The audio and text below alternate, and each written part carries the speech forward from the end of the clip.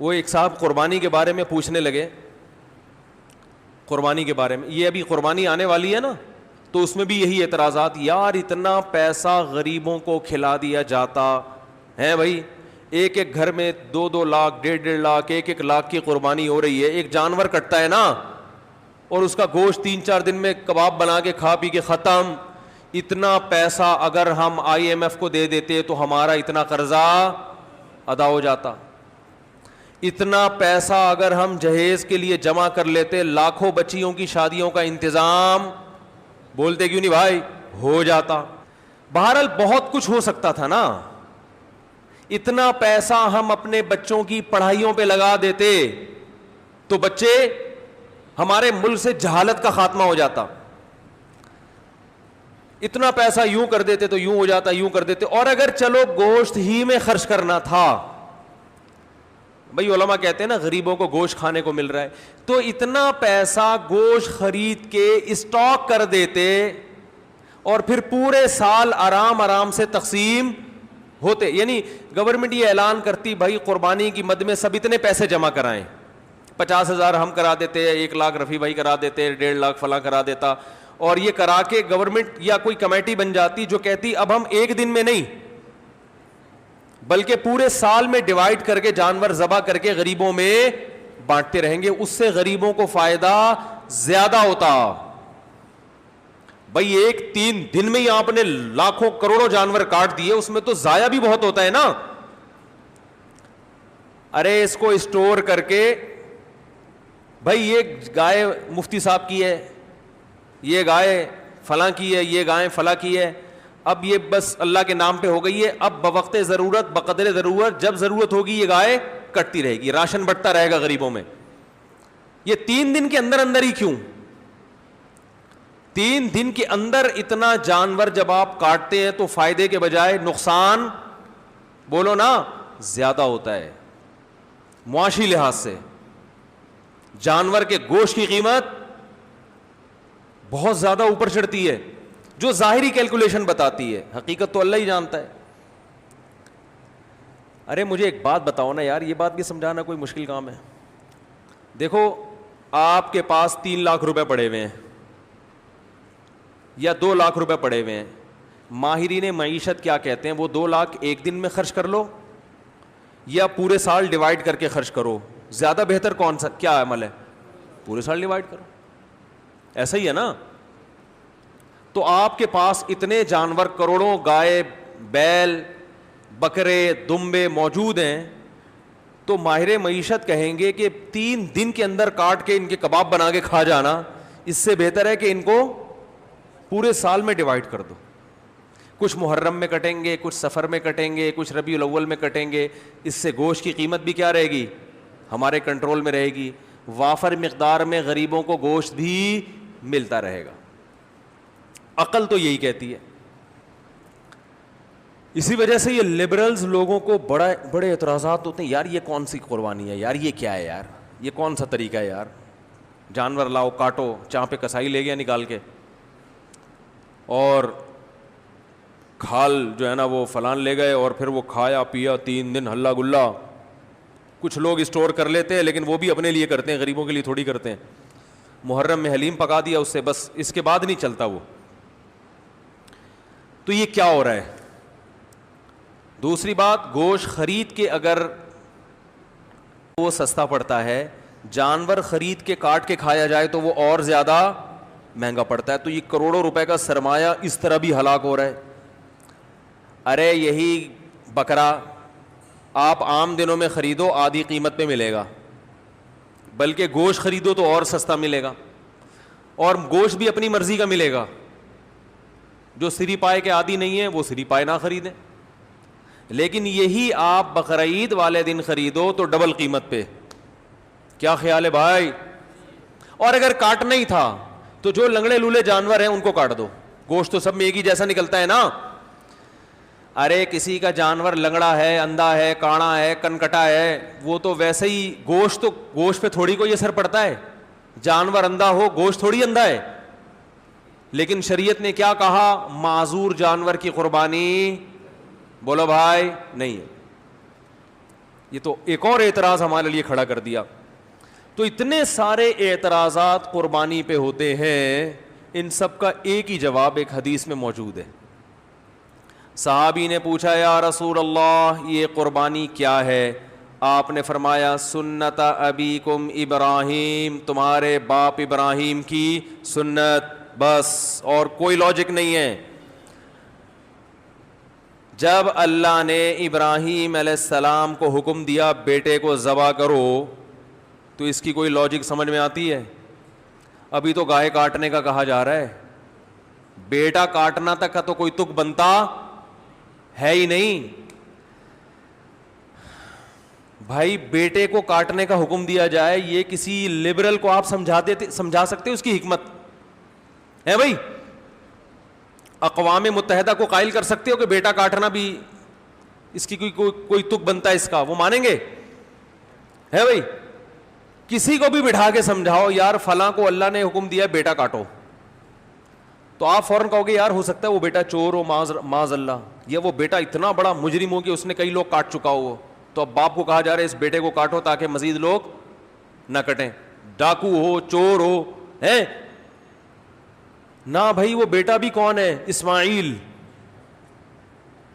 پیغمبر کا بیٹا, اور جس کے بارے میں بشارت دی گئی تھی کہ بطور انعام کے دیا جا رہا ہے آپ کو, آپ کی قربانیوں کا صلہ ہے یہ بیٹا, بطور گفٹ,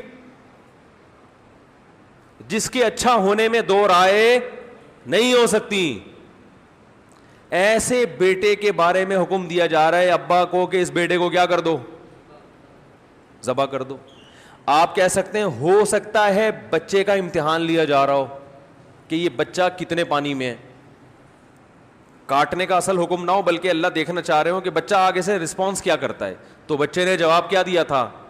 یا ابت افعل ما تؤمر, اے ابا جو کہا گیا ہے عمل کر لیں. تو بچہ ایگزام میں کامیاب ہو گیا, اب اللہ کہتے بس نہیں کاٹیں. ہے بھائی تو جیسے ابراہیم علیہ السلام کو حکم دیا اپنے بیٹے کو کاٹیں, اس کی لاجک کچھ بھی نہیں ہے سوائے اس کے کہ ابراہیم بھی اللہ کے, بیٹا بھی اللہ کی مخلوق پہلے ہے, ابراہیم کا بیٹا بعد میں. تو اللہ کہہ سکتا ہے بھائی میں تو ویسے بھی کسی کو کسی وقت موت دے سکتا ہوں, آپ نہیں کاٹیں میں کسی اور حادثے سے ہلاک کر دوں. یہ تو مجھے اختیارات ہے نا, دیا بھی تو میں نے. یہ ثابت کرنے کے لیے کہ ابراہیم تو میرا بندہ ہے اور تیرا بیٹا بھی میرا غلام ہے. غلام کو جب حکم دیا جاتا ہے تو اس کے پاس کیوں کا آپشن نہیں ہوتا, بس یہ ثابت کرنے کے لیے کاٹو. تو ہمیں حکم دیا جا رہا ہے کہ بیٹے مت کاٹو بلکہ بیٹے تو مزید پیدا کرو, نسل بڑھانے کا حکم ہے نا, لیکن بیٹے کے بدلے میں جانور کاٹو. اور اس جانور پہ جو اعتراضات ہوں کہ کیوں کاٹنے کا حکم دیا جا رہا ہے, اتنے پیسے سے غریب کی شادی کرا دیتے. ایک تو غریب کی جب بھی مثال آتی ہے شادی کی آتی ہے بیچارے کی مثال, کیونکہ غریب کے ہر مسئلہ حل ہوتا ہے, شادی نہیں ہوتی بیچارے کی. غریب کو روٹی بھی مل جاتی ہے, لوگ زکوٰۃ فطرہ دے دیتے ہیں غریبوں کو, میں نے دیکھا ہے, بلکہ دیتے ہی غریبوں کو ہیں, تلاش کر کر کے غریبوں کو دیتے ہیں. ہر کام علاج بھی ہو جاتا ہے. غریب کا مسئلہ اٹکتا کہاں ہے؟ رشتہ لینے جائے گا, جتنا بھی ترس آ رہا ہو نا آپ کو, آپ بولے گے بھائی تو یہ 1 لاکھ مزید لے لے, پتلی گلی سے نکل یہاں سے, بیٹی نہیں دوں گا. تو غریب کے سارے مسائل کہاں کے کھڑے ہوتے ہیں. اس لیے میں مثال دیتا ہوں, غریب کی شادی نہیں ہوتی اس کی بیچارے کی, رشتہ نہیں دیتا کوئی, تو غریب بھی نہیں دے رہے ہوتے. کمال کی بات یہ ہے غریب بھی نہیں دے رہے ہوتے اس کو. تو اس لیے میری زبان سے نکلتا ہی یہی لفظ ہے ہمیشہ. ہاں تو میں یہ عرض کر رہا تھا کہ لوگ کہہ سکتے تھے کہ یہ جو تم نے 1.5-2 لاکھ کا بیل خریدا ہے, اس سے کسی غریب کی شادی کرا دیتے, یا کھانا کھلا دیتے, یا کسی غریب بچی کو جہیز دے دیتے, یا فلانا کر دیتے, تو ڈمکانا کر دیتے. تو آپ ان سے بولو بھائی جب ابراہیم علیہ السلام کو اللہ نے حکم دیا تھا بیٹے کو ذبح کرو, تو ابراہیم علیہ السلام بھی اس قسم کے اشکال اگر کر لیتے تو وہ اللہ کے خلیل نہ بنتے, وہ معاذ اللہ نقل کفر شیطان کے دوست بن جاتے. تو آپ مجھے بھی شیطان کا دوست بنانے کی کوشش نہ کریں. اللہ نے حکم دیا کہ کاٹو تو میں کیا کروں گا؟ کاٹوں گا. اور حج میں تو اس سے بھی زیادہ عجیب معاملہ ہوتا ہے. یہاں تو ہم گوشت کھا بھی لیتے ہیں, کھلا بھی دیتے ہیں, مینا میں جو کروڑوں لاکھوں جانور ذبح ہوتے ہیں وہ تو بیچارے اکثر ضائع ہو جاتے ہیں. لیکن عقل پرستوں کو اللہ نے یہاں ایک جواب دیا ہے کہ تم جو یہ فلسفے کیلکولیٹر لے کے بیٹھتے ہو نا کہ اتنے جانور اگر یوں ہو جاتا تو ہر سال اگر کٹتے تو ایکچولی گوشت کی قیمتیں کنٹرول میں رہتی ہیں اور ایکچولی یوں ہوتا اور اس سے اتنے غریبوں کے پیٹ بھر جاتے اور اس سے تو جانور ختم ہوتے ہیں. تو اللہ نے ابراہیم علیہ السلام کی سنت میں بتا دیا کہ ابراہیم نے اپنے بیٹے کو ذبح کرنے کے لیے لٹایا تھا نا, تو سب سے زیادہ نسل چلی کس کی ہے؟ اسماعیل کی. اور برکت کس میں ہوئی؟ اسی بیٹے میں. آئی بات سمجھ میں؟ کوانٹٹی کے لحاظ سے بھی اور کوالٹی کے لحاظ سے بھی. آج بھی دنیا میں خاندان افرادی قوت کے لحاظ سے سب سے زیادہ سید ہیں دنیا میں, جن کو شاہ بھی کہا جاتا ہے, سید بھی کہا جاتا ہے, افرادی لحاظ سے بھی. اور روحانی اعتبار سے سید الانبیاء محمد صلی اللہ علیہ وسلم اللہ نے حضرت اسماعیل کی اولاد میں پیدا کیے. تو پتا چلا کہ بھائی جو اللہ کے لیے کٹے گا بڑھے گا بھی, بولو نا وہی. کتے تو 12 بچے دیتے ہیں اور کئی سال ہو گئے KMC والے نہیں مار رہے, پھر بھی اتنے نہیں ہوئے ہیں بھائی, یہ تو اللہ کا فضل ہو گیا. لیکن گائے, بیل, بکرے, دمبے روزانہ کروڑوں کی تعداد میں کٹتے ہیں, اتنے کہ ہمارے تصور سے جب بھی شنواری جاؤ گے 8-10 بکرے لٹکے ہوئے نظر آئیں گے آپ. ہر ہوٹل پہ یہی ہے. او بھائی سال میں ایک بچہ دیتی ہے بکری یار, گروتھ ریشو کیا ہے؟ ایک بچہ سال میں. کٹ روزانہ رہا ہے, روزانہ. کمیلا جاؤ نا کبھی, کراچی کے کمیلے جاؤ, روزانہ بچڑے 2 دانت کے وہ لائن لگی ہوئی ہوتی ہے. او بھائی یہ تو 2 سال میں ایک پیدا ہوتا ہے. یہ مرغیوں کی طرف 24 انڈے تھوڑی دیتی ہیں بکریاں اور گائے کہ 24 بھینسیں نکل رہے ہیں اس میں سے. اتنا کٹ رہا ہے, اتنا کٹ رہا ہے, اتنا کٹ رہا ہے. اور پھر بقرعید کے 3 دنوں میں دیکھو اور پھر حج میں دیکھو, ختم ہونے کا نام بولو بھائی نہیں لے رہا. یہ ہے کوانٹٹی کے اعتبار سے برکت, اور کوالٹی کے اعتبار سے برکت دیکھو. جو طاقت صحت اللہ نے ان 4 جانوروں کے گوشت میں رکھی ہے وہ کسی اور کے گوشت میں نہیں ہے. مرغی کھانے سے طاقت, بول لو, مرغی کچھ نہیں بگاڑ سکتی آپ کا. ان مرغیوں میں دم ہی ختم ہو گیا ہے. یہ آپ کو کیا, آپ ان کے خلاف جتنا بھی احتجاج کرو یہ کچھ نہیں کرے گی. بکرے کے خلاف بولنے سے پہلے سوچنا, صحیح ہوتا. روحانی برکت بھی ہے. میں اکثر ایک مثال دیتا ہوں نا, وہ ہم جب چھوٹے بچے تھے تو شعیب اختر تھا بہت فاسٹ بالر, تو اس کی بالنگ کا سنتے تھے. میں تو نہیں دیکھتا تھا اس وقت ٹی وی, تو سنتے تھے بہت فاسٹ بالر ہے. تو اس دور میں انڈیا کے کسی شعیب اختر, کیا میں نے بولا, ایکٹر بولا, ایکٹر نہیں کھلاڑی. انڈیا کے اس دور میں کسی کھلاڑی کا انٹرویو آیا کہ پاکستان کے پاس اتنے فاسٹ بالر ہیں, آپ کے پاس کیوں نہیں ہے؟ تو انڈیا کے اس کھلاڑی نے کہا کہ شعیب اختر گوشت کھاتا ہے, ہم گوشت, بولو بھائی, نہیں کھاتا. واگا بارڈر پہ چلے جاؤ, گوشت کا سبزی سے مقابلہ آپ کو نظر آئے گا وہاں. میں 2 دفعہ واگا بارڈر پہ گیا ہوں, بار بار دل چاہتا ہے, لیکن اب چونکہ ذرا مشہور ہو گئے تو ہر آدمی وہ پھر تصویریں لے کے ڈالنا شروع کر دیتے ہیں, اور ایک عجیب ہی. تو واگا بارڈر پہ آپ جائیں, ایک طرف گوشت نظر آئے گا, دوسری طرف بولو بھائی سبزی. آوازوں میں دم دیکھو, ایک کی دھاڑ جیسے شیر دھاڑ رہا ہے, قد ہے بھائی جیسے بیل. تو یہ برکت کس کی ہے؟ گوشت کا مقابلہ سبزی سے دیکھنا, سبزی سے کرنا ہے تو ابھے نندن کی چائے دیکھ لو.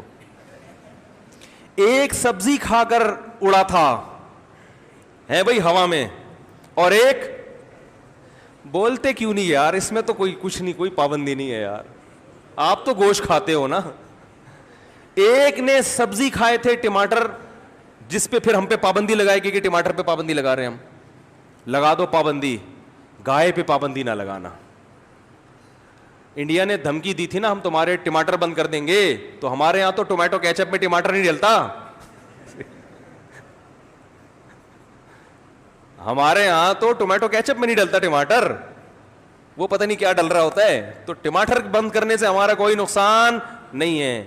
انڈیا سے جو گائے آ رہی ہیں اور وہ بیل آ رہے ہیں نا, جو ہندو نہیں کھاتے, یہ آپ بہت اچھا کرتے ہو, بہت اچھا. آپ گائے کو اپنی ماں سمجھو, گائے کی سیوا کرو, سجدہ کرو گائے کے سامنے, ہمیں کوئی اعتراض نہیں ہے, کیونکہ آپ کھاؤ گے تو ہمارے لیے کھانا مہنگا ہو جائے گا تھوڑا سا. تو اگر آپ یہ دھمکی دیتے کہ ہم پاکستان کو قربانی کی گائے بند کر دیں گے تو ہم پریشان ہوتے. بھائی ہمیں تو واہگہ بارڈر پہ آپ کے خلاف جو نعرے لگانے پڑتے ہیں وہ گائے کا گوشت کھائے بغیر ممکن نہیں ہے. ہمیں جو اڑتے ہوئے جہازوں کو کنٹرول کر کے زمین پہ لا کے پائلٹ کو چائے پلا کے واپس بھیجنے کا عمل ہے, یہ گائے کا گوشت کھائے بغیر ممکن نہیں ہے. گائے بند نہ کرو ہماری. اب مجھے ڈر ہے کہ وہ بھی گائے کھانا نہ شروع کر دیں یہ بیان سن کے, لیکن ان کو ٹائم لگے گا. آج اگر وہ ہندو گائے کھانا شروع بھی کرتے ہیں تو وہ تو ظاہر ہے ان کی جین میں شامل ہونے میں 5-6 صدیاں بھی گزریں گی. ہم تو ہزاروں سال سے کھا رہے ہیں بھائی. ابھی آپ کو گائے کھا کے بھی ہمارا مقابلہ کرنے میں 200-400 سال لگیں گے. یہ گائے. باقی آپ کہہ سکتے ہیں وہ گائے کھانے سے کولیسٹرول بڑھتا ہے, وہ اس لیے بڑھتا ہے کہ وہ پھر کام جہازوں والے نہیں ہو رہے نا. سارے تھوڑی ابے نندن کے مقابلے میں ہوا میں یا واگا بارڈر پہ پریڈ کر رہے ہیں. زیادہ تر تو گائے کھا رہے ہیں اور کمپیوٹر کے آگے بیٹھ کے بس یہ انگلیوں کی جو مسل ہے نا ان کی ایکسرسائز ہو رہی ہے. اس کے لیے گائے کھانے کی ضرورت بولو بھائی نہیں ہے. آفس میں بیٹھے ہوئے ٹھش پش, تو اس سے کیا ہوگا؟ تو پھر وہ ظاہر ہے پھر تو پھٹو گے. گائے پھر یہ گائے کی توہین ہے. یہ جو گائے کا گوشت کھانے سے کولیسٹرول بڑھتا ہے یہ گائے کے گوشت کی توہین کی وجہ سے بڑھتا ہے. کیا آپ نے بڑا گوشت کھایا, کام بڑے نہیں, کام چھوٹے چھوٹے, مرغیوں فارمی مرغی جیسے کام کر رہے ہیں آپ, اس لیے کولیسٹرول بڑھتا ہے, ہارٹ اٹیک ہوتا ہے. بڑا گوشت وہ کھائے جو کام کیا کرے, بڑے کرے, جو فضاؤں میں جہازوں پہ قبضہ کرے, پائلٹوں کو آسمانوں سے نیچے اتارے اور PIA کے جہاز لے جا کے. اللہ کی پناہ یار, یہ بھی ہمارے یہاں ہو رہا ہے. اس میں گائے کا قصور نہیں ہے, یہ PIA والوں کا ذاتی قصور ہے. تو خیر میں یہ عرض کر رہا تھا کہ نبی صلی اللہ علیہ وسلم نے فرمایا یہ قربانی کیا ہے, تمہارے باپ ابراہیم کی سنت. اس میں بتا دیا کہ قربانی وہ کرے گا جو اپنے آپ کو اللہ کا غلام سمجھتا ہے کہ میرے رب نے جس بات کا مجھے حکم دے دیا میں اس کا پابند ہوں, میری سمجھ میں آئے یا نہ آئے. اور آپ دیکھو کیسا عجیب حکم ہے, 3 دن تک آپ جانور کاٹ سکتے ہو, تیسرے دن کا سورج غروب ہوا اب آپ جانور نہیں کاٹ سکتے. وہ کاٹنا عبادت نہیں ہے. اب وہ ایک جانور ہے, گوشت کھانا ہے تو کاٹ لیں, نہیں کھانا تو چھوڑ دیں, قربانی نہیں ہوگی. حالانکہ وہی جانور ہے, وہی نیت ہے, لیکن اللہ نے کہا نہیں یہ عبادت ہے. عبادت ٹائم کے اندر ہوتی ہے, ٹائم جو جس چیز کا ٹائم ہے اسی ٹائم پہ. عید کی نماز عید کے دن ہوگی, آج اگر کوئی عید کی نماز پڑھنا چاہے تو تھوڑی ہوگی. تو اسی طرح یاد رکھیں جیسے اللہ نے قربانی کا حکم دیا یہ بتانے کے لیے کہ اس حکم پر وہی عمل کریں گے جو مجھے اپنا رب سمجھتے ہیں.